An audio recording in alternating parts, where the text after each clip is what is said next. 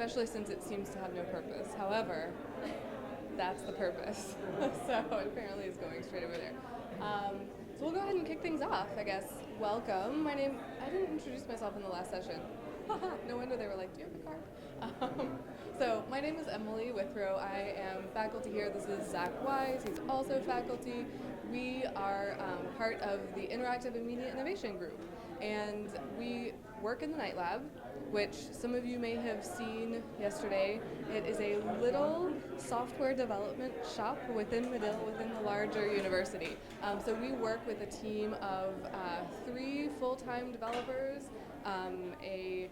what would we call, his title is Chief Nerd, who is also a developer but is sort of the boss developer, and also with a publications and outreach person. So our focus really, we try to have kind of one foot in storytelling of today, and I really do mean today, and one foot kind of in the way far distant future of maybe 5 years from now. So not even too far down the line. But if you look at the media industry, we're always trying to play catch up, right? If you hear, I love our industry, but you hear a lot of them say like, hey guys, we're digital first. And it's like, well, good job. That was maybe 10 years ago. Digital first would have been awesome. How's your mobile game? How's your social game? So even now, mobile first, well, of course we're all mobile first, but people are talking about, a sort of almost post-web era where social has taken on such huge presence and is really consolidating in an interesting way. So we're looking at things that are going on in industry, we're looking at things that are going on in tech and entertainment and gaming, and we're looking at what technologies are coming down the pike and how can we do our job best in those environments. So if you think about journalism not as we are here to write an article for you today, but we are people who believe in creating an informed democracy. We believe in telling the best stories we can, wherever those stories may live, whatever they may look like. That's where our home is, right?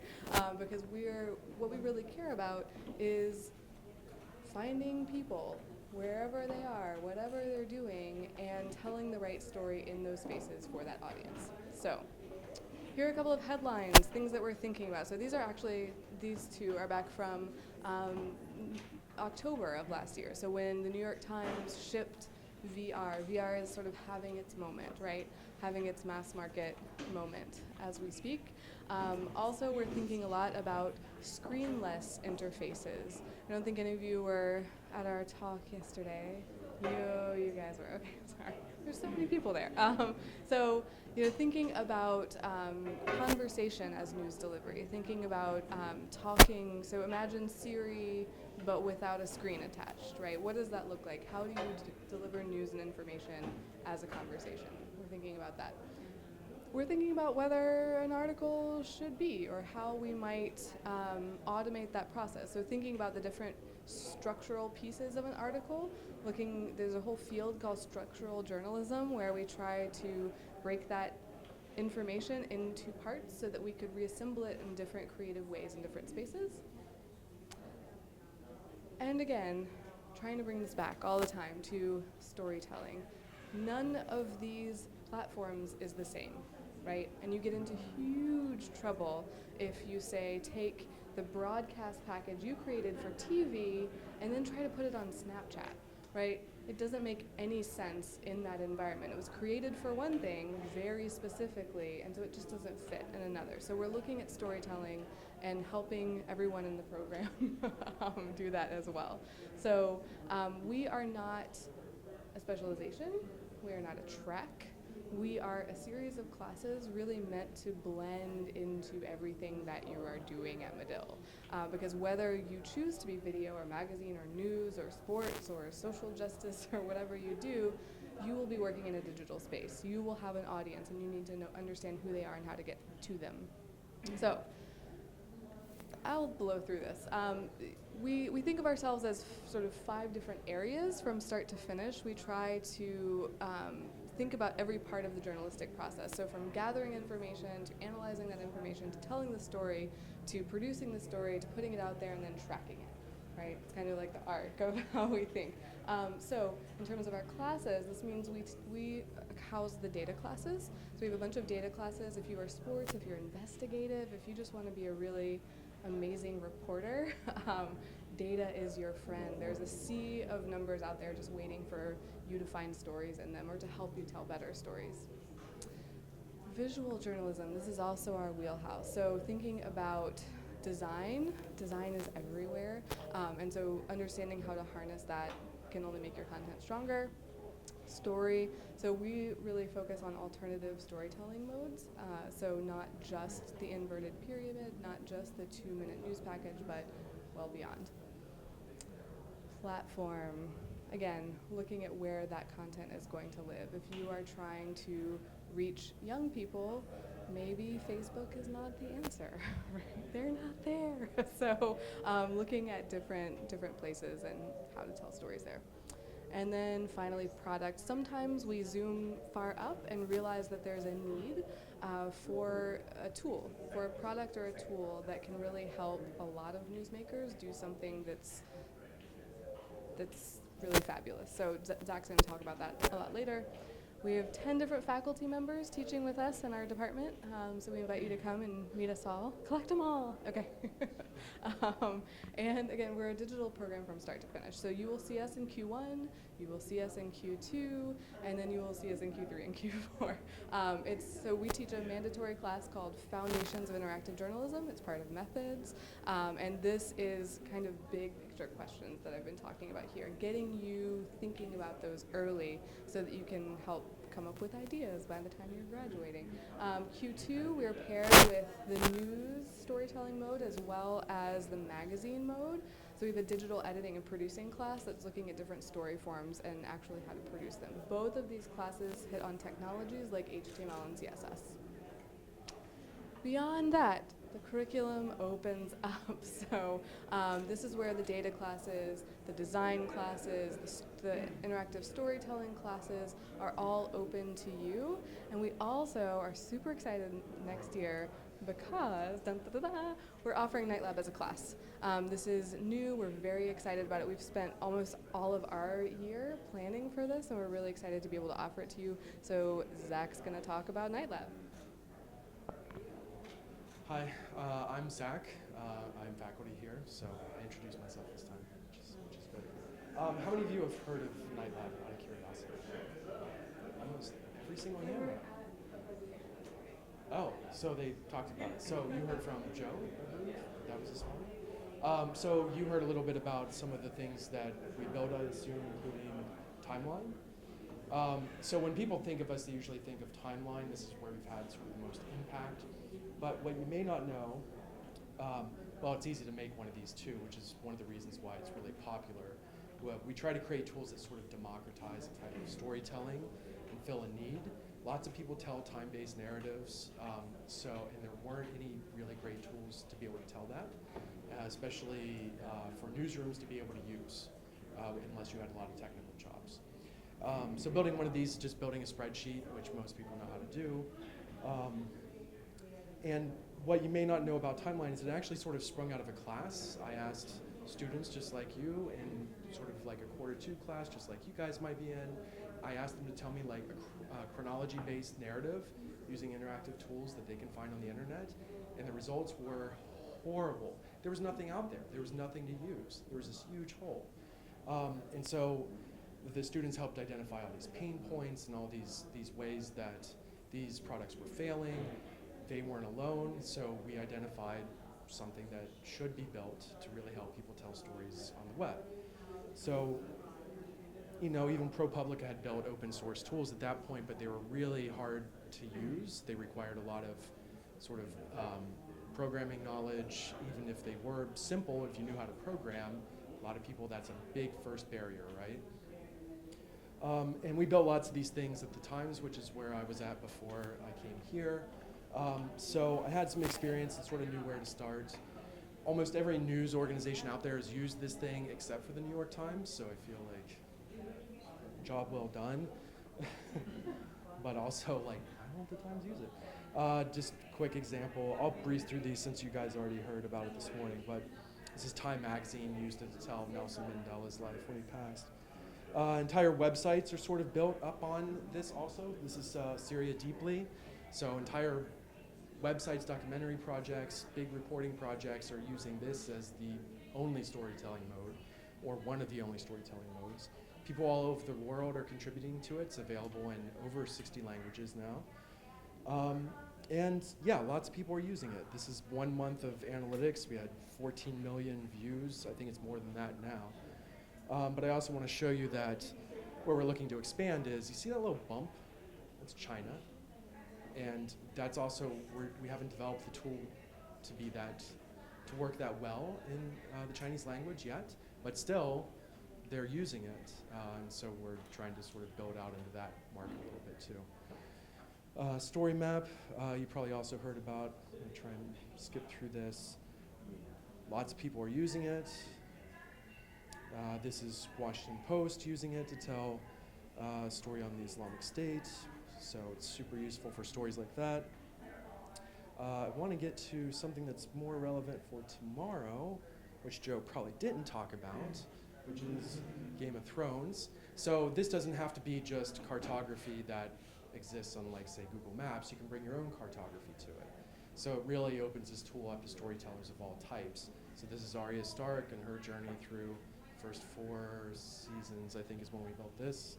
But that idea sprung out of working to tell stories around paintings or gigapixel images, really big images that actually have a narrative in them. Like if a curator were taking you through a museum and you were looking at, like, let's say Rembrandt paintings, like talking about this and then directing your eye over here and then talk about that. So this idea sprung out of that. We already had a tool for it. So there's lots of opportunities to help storytellers out. And I think us as journalists in a university are in a really good position to sort of do that kind of work, to enhance storytelling, not just for ourselves, but for the world at large. The internet is full of people who want to tell stories. So in the lab, those are the types of tools that we build, but there's other types of projects that we're going to be doing in this class. Some of them are going to be lab-centric, like what you just saw, story map, timeline, juxtapose is another one which you may have heard about earlier. But we also have outside partners that we want to work with.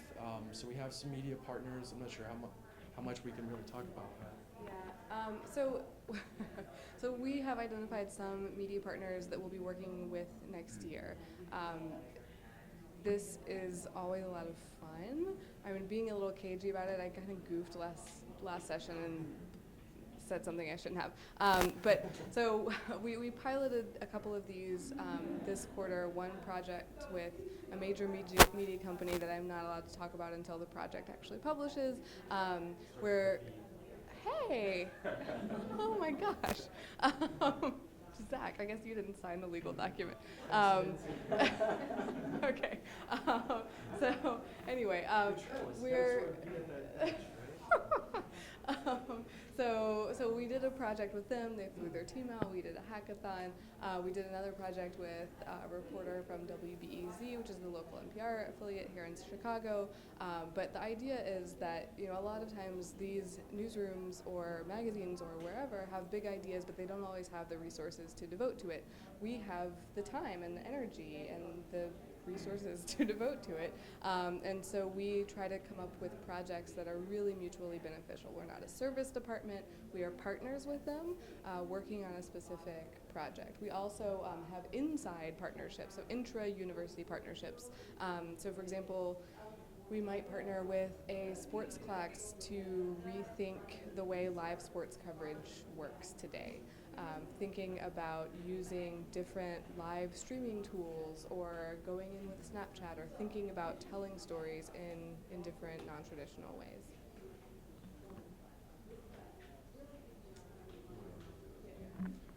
So besides these partnerships, and let me just add that all of those different types of relationships have the potential for huge impact.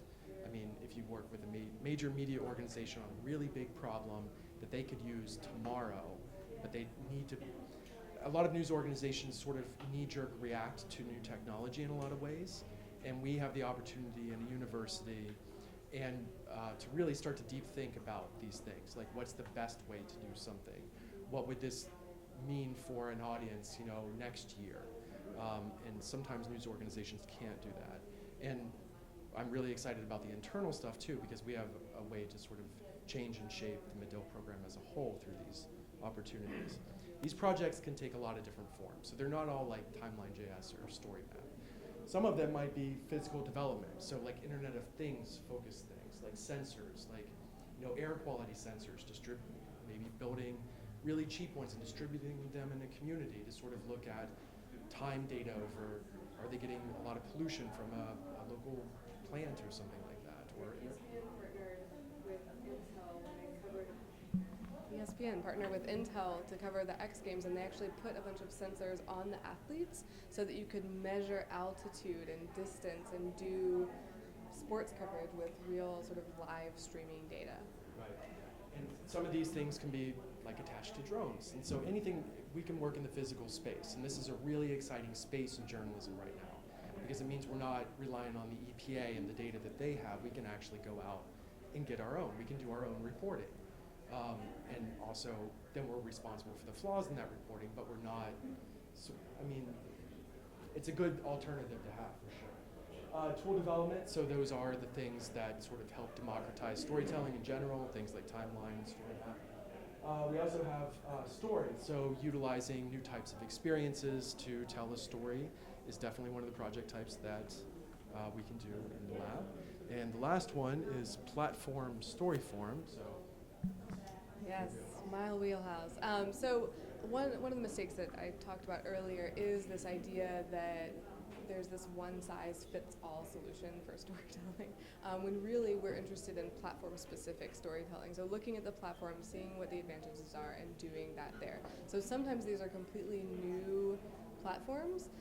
So for example, when we're talking about the voice user interface or news as conversation, so if you're creating a bot that's going to deliver news to your readers, and talkers, and they can actually talk back and forth with your article or whatever that becomes. What does that look like? How does story work in that space when you have this big degree of uncertainty over what people are going to ask, how they're going to behave? So a lot of this is doing new research, doing prototyping, going out testing that with users. We just did a huge piece on this where we went out and saw and collected data on what types of questions would people ask in response to headlines. Can we make any predictions about those? Yeah, and the thing about, you heard this use case and you're thinking, well, that's so far future, right? The thing that we're designing on, this thing that we call Alexa, that's her name, but it's the Amazon Echo. That thing is selling it like they can't keep it in stock at Amazon. It's their biggest selling electronics product.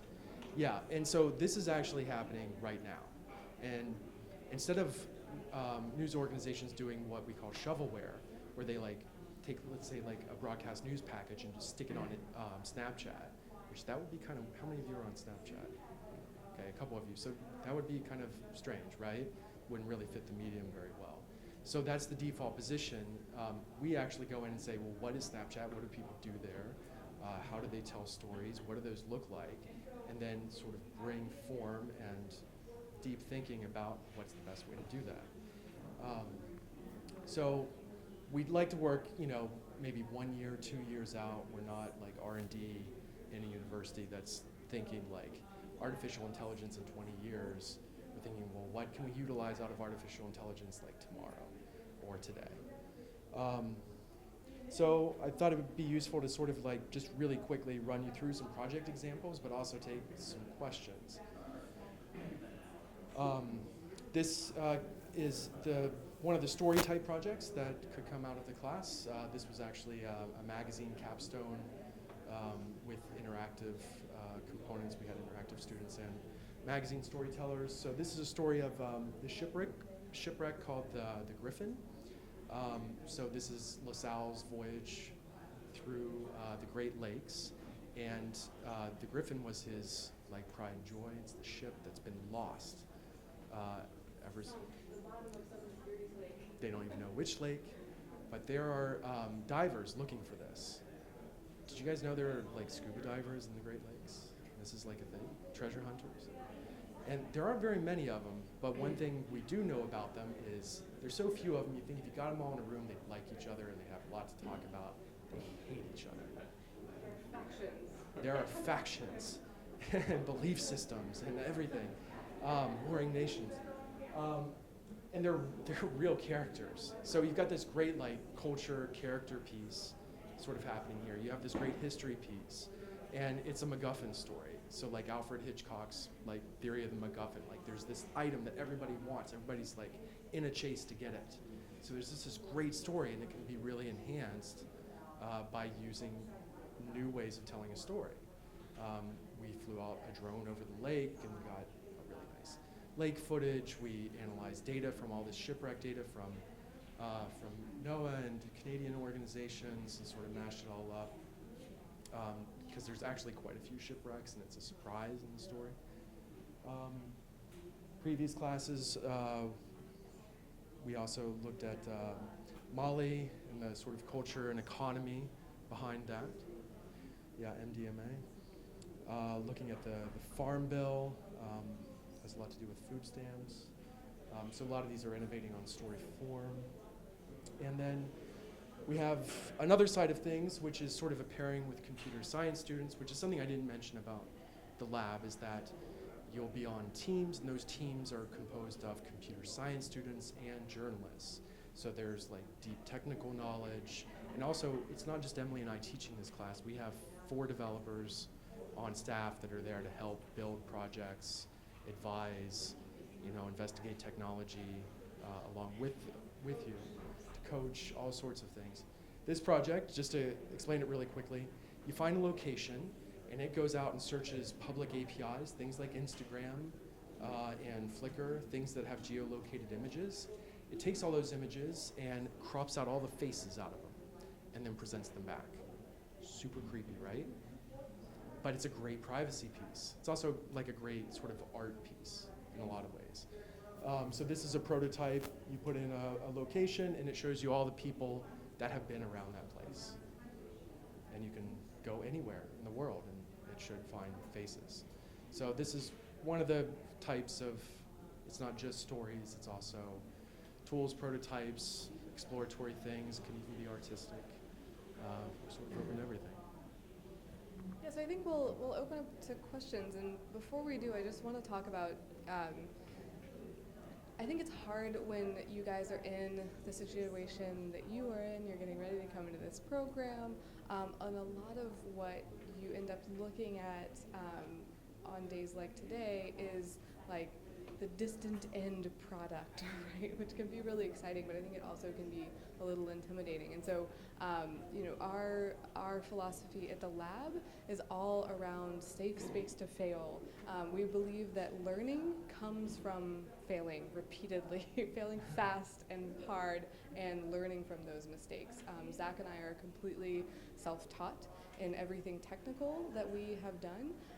We learn on a project-by-project basis. We're not done learning. We are lifetime learners, and we want to help you understand what that process looks like. And so the lab really is meant to be a lab. It's meant to be a place of experimentation so that when you're coming in, you're identifying what you want to do and what you want to achieve, and we help you find the roadmap, and we guide you, we coach you along the way, but we're not in any situation sort of coming in and saying, we have all of the answers, sit down, let us tell you. We really want this to be a process where you are helping drive. So, questions? Is the lab located here? It is.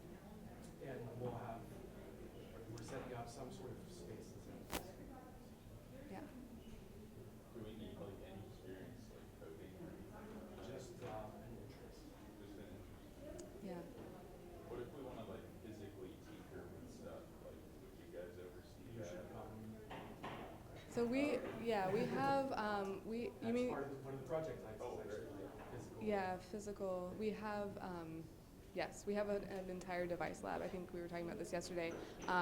But that includes like Arduino kits. It includes Raspberry Pis. It includes, you know, access to sensors, things By like the that. time you guys get in there, we'll also have an installation of living room of the future now. So we'll have like these sort of devices that you can fire up a web page in the interim, you know, and see it across various devices where you go. But you could also play around with the Echo, have it turn on and off the lights, unlock the door, all that sort of stuff. Right, so you're not While guessing. you're sitting on a couch. But I know that students don't have access to a lot of these sort of early adopter things. So we have space which play around and understand. And you can check out things as well. So if you want to take and, you know, whatever, watch for a test drive, don't actually drive and And that includes QRs. yeah. Hmm. Yeah. I understand the night lab has a drone. Access to that. So that Yeah, one's, you have a little to- tricky. So the FAA is currently reviewing CPR. So if we were going to do that, it means that Emily and I have to get a pilot's license. We have to actually walk flight time. Okay. And without sort of a lot of student interest, we're not willing to sort of go that route. We're sort of hedging our bets on things are going to change in the next year. So as soon as they do, we'll do whatever's required to be able to sort of check these things out. That being said, if there's a drone project, we are allowed to fly it for non-commercial purposes, so we can still investigate ways of using the drone. It just means that one of us might have to fly it. I'm guessing it's a pretty big model drone. Big one. Is it not very big? Yeah, we're looking at getting another one that's a little bit bigger, but yeah, it's pretty much mostly unless it's like Yeah. Current would support like a DSLR. we're looking at getting one that will, so that we can also run sensors. More importantly, Yeah. So I'm kind of interested in like science and tech reporting as well. Do people go into that after this? Yes. we also have, it's a little early to say, but I think there are some really interesting collaboration opportunities that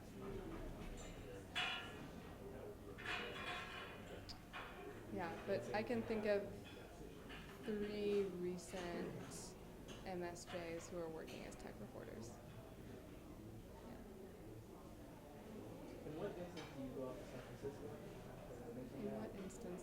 So there's no official part of our program that has like a class in San Francisco. So if you do the media innovation specialization, you'd be there in Q2. We are envisioning sort of smaller touch points. So for example, the lab class might fly out as a whole at the end of the quarter to get feedback on projects from partners that are in San Francisco. Sort of like a show and tell with real-time feedback from people in industry. and there is a fifth quarter idea developed, Yes. which will hopefully be available by the time.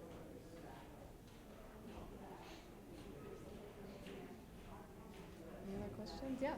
So can we start coming to the night lab before this? Yes. Yeah. Okay. We So have a we. really open environment. Yes. We have lab lunches every week where we bring in really interesting people to talk about the space that they're in. They cover the spectrum. Very, very wide variety of people. Yeah, like we had, well, the editor of The Onion, Yes. VP of product VP of product at from The Onion, The Onion, Cards Against Humanity, owner came in. New York Times multimedia reporter recently, former Googler. So, Yeah. pretty interesting. As We well also as, have as well as like people people who are in civic data. that are 4 students, 5 students, so it's like a really vibrant community of both grads and undergrads that come together and help each other with projects. And in general, the lab is pretty, one thing we are not is a service department. But anything else that we can help out with, we're more than willing to help or partner collaborate. Take a class. Obviously, all of us have been exposed.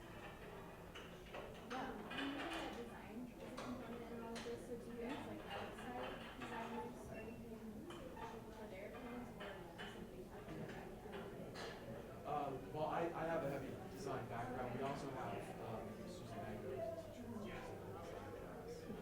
I teach a lot of